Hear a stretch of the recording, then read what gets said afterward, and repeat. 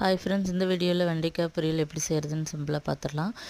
இப்போ என்னென்னா, வெண்டைக்காய் வந்து நான் முதல்ல எண்ணெயில் போட்டு நல்லா பொரியிற மாதிரி ஓரளவுக்கு பொரியிற மாதிரி எடுத்து வச்சுருக்கிறேன். அதுக்கப்புறம் வந்து அதே எண்ணெயிலேயே வெண்டைக்காய் வந்து பொரியிட்ட எண்ணெயிலேயே வந்து கடுகுமு, அது கூட வந்து ஒரு 4 பல்லு பூண்டு தட்டி போட்டு சின்ன வெங்காயம் சேர்த்திக்கோங்க, டேஸ்ட்டாக இருக்கும். அப்புறம் மிளகாய் வந்து காரத்துக்கு தகுந்த மாதிரி போட்டு நல்லா வதக்கி விட்டேன்.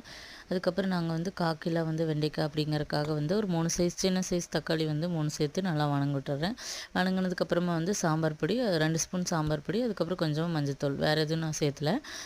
நல்லாயிருக்கும். இந்த மாதிரி சாம்பார் பொடியும் மஞ்சத்தூள் மட்டும் போட்டு செஞ்சு பாருங்கள்.